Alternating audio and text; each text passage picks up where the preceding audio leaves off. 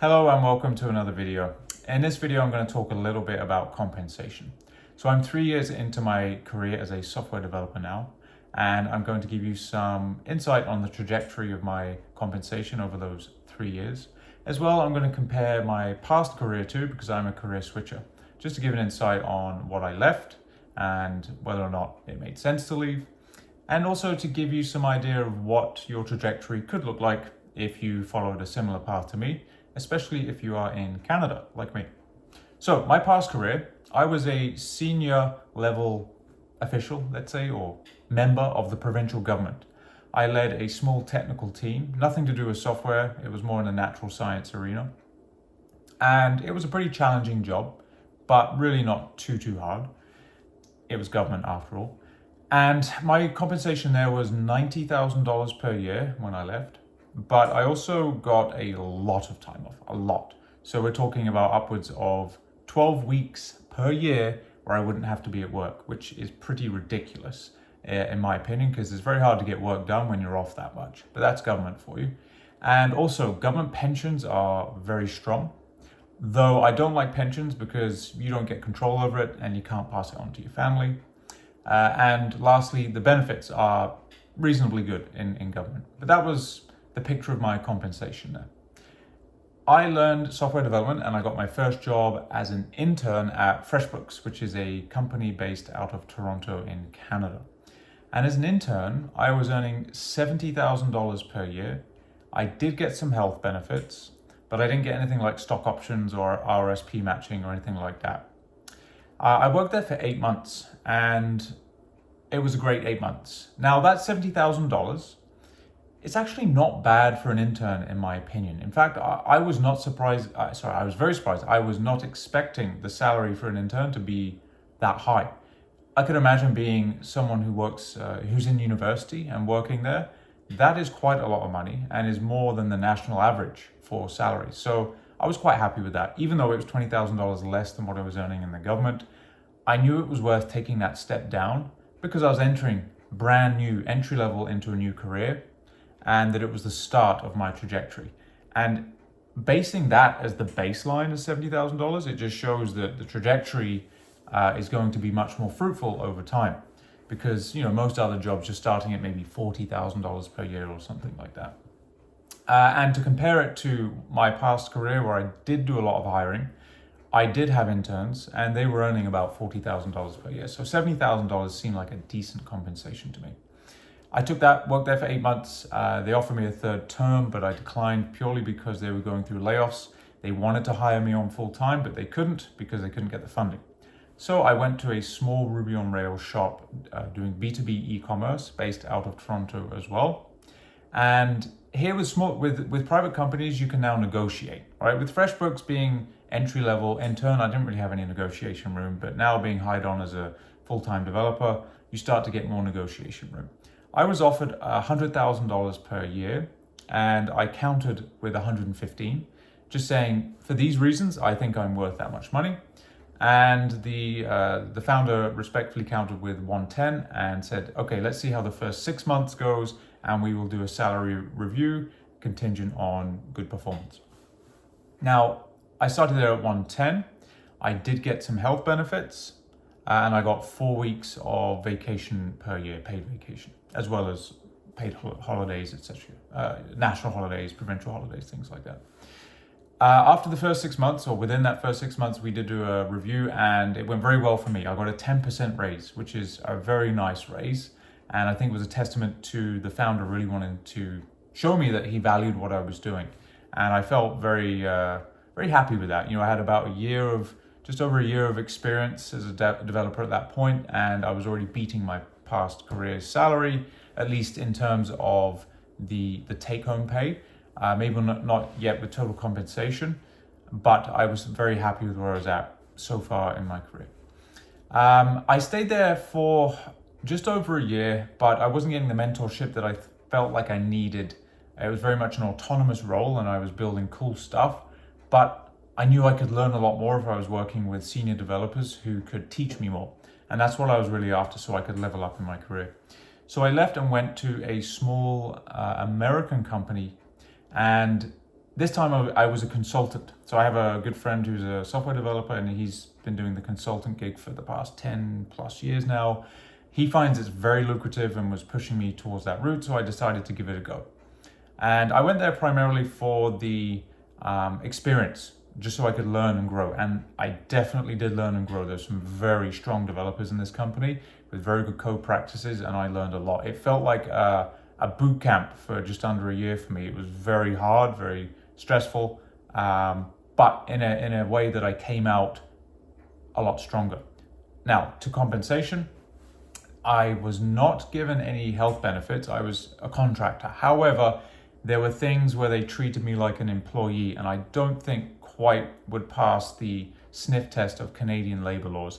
They gave me a laptop, they gave me paid vacation, and paid holidays off, as well as a company retreat. I didn't go to that, but they did offer that.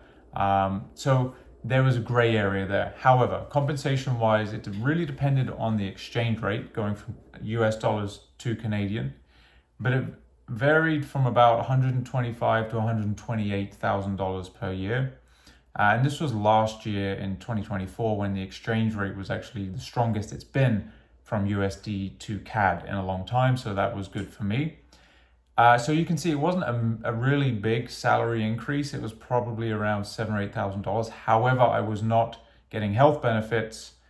So, it wasn't a big increase in terms of total compensation. But I'm glad I went because I learned so much. And it really set the bar for me in terms of how hard you can work and where my limit is in how hard I can work before I burn out. And it taught me a lot about what to look for when going to a new company. So I worked there for a little bit, and then I decided to leave because it just wasn't a healthy place for me to be in at the time of my life with small kids running around, etc. And I landed where I am now, which is a large Ruby on Rails shop. It is also an American company. However, they employ Canadians, and they have a whole HR set up here where they're paying me in Canadian dollars. And it's the best sort of total compensation package that I've received so far. As well, the company culture is great, and I enjoy my job. Now, in terms of compensation, starting salary was around $135,000 per year, but I also get 2% RSP match, health benefits, unlimited vacation, but really how unlimited is it? I think you can take 4 weeks without questions, 5 weeks, 6 weeks you can take, but you just have to plan it properly. And we also get a week-long shutdown over Christmas. So you could take up to 5, 6, 7 weeks per year where you're off. And then there's also a company retreat in Mexico, which is a week every year. And then a face-to-face with kind of the engineering team, which is about a week long. And that's either in Toronto or Vancouver. So you get lots of time where you're not sat at your computer. And it's enough. That's about all I really need to take. You also do get stock options at this company as well, which are vested over 4 years. So I'm enrolled in that. Total compensation wise, it's pretty good. And 3 months into my time at this company, there was a performance review, and I did get a small raise just because I was exceeding the level at which I was hired on at. And I'm also really pushing for a promotion in the next cycle, which is coming up in about 2 months. Because I believe I'm operating at that level, well into that level, so that should also net me a good raise as well. And it's not all about money, but at the same time, money is a good way for a company to let you know where they see you are, how much they value you, and how much they value the work that you're doing, and the value that you're bringing to the company. So all in all, it's taken me 3 years to get to a point where I've more than doubled my starting salary of $70,000 Canadian per year. And the nice thing is especially where I'm mid-level now, or I would be promoted into mid-level. So there is more upside to grow as well into upper mid, into low-level senior, upper senior as well. So there is a lot more room to grow in terms of what I do on a day-to-day, but in terms of total compensation as well. That's been my path. What I've learned in tech, that there's really kind of 3 tiers of salary, and it really depends on where you start and what kind of company or tier you get into will really dictate what kind of salaries you will earn. So in my experience and looking at what other people have said as well in blogs and in Discord channels, there's 3 tiers. There's a lower level tier, and these are companies that might pay seniors around $110,000, $120,000 per year. Mid levels are getting maybe $90,000 to $100,000 per year, and these companies are tier 1. They pay the least, and are they going to attract the best talent? Maybe, maybe not. I'm not sure. I'm sure there are very good developers that work in these companies, but I think if you really want to attract the best talent, you've got to be paying a bit more than that. The tier 2 companies, it looks like mid-levels are being paid, and I think the company I'm in is more tier 2. Mid-levels are being paid anywhere between 125, 130 to 160 or so, and then seniors are up around the high 100s, like 180, north of 200K a year, up to 220, let's say. And then there's tier 3, which I've not seen the salaries the likes of, but these might be FANG companies or some crypto companies or other fintech companies that really do pay well, where, as a mid, you're probably earning 200K a year plus, and seniors well into the 200s. So yeah, that's been my experience. And anyone who's just starting their journey in web development, I wish you luck. I think it's very important to consider where you work, the tier of company that you're working in. I'd say definitely shoot for tier 2. If you can, shoot for tier 3 if that's what you really want to get into. I'm personally quite happy at tier 2 because I like the work-life balance. If you can find that at tier 3, then even better. But I think tier 2 is a very solid start, and it's easier to go from a tier 2 company to a tier 3 than it is, I think, from a tier 1 company to a tier 3, because those tier 1 companies are generally not going to be as well known, a little more obscure, and maybe don't carry the clout when you're trying to find a new job that tier 2 companies might have. This is just my opinions. It's just what I've kind of started to pick up on over the last 3 years. So yeah, good luck on your getting your first job and then finding jobs thereafter. I think definitely respectfully negotiate where you can. That is a whole other topic, but negotiation for me has paid off. And I think being your own advocate, pushing the conversation around compensation, tethering it to the value that you bring to the company. You have to be able to demonstrate the value that you have and compare it to the standards around you. And if you can show where you are within those standards, then you should be able to justify salary increases if you are bringing a high level.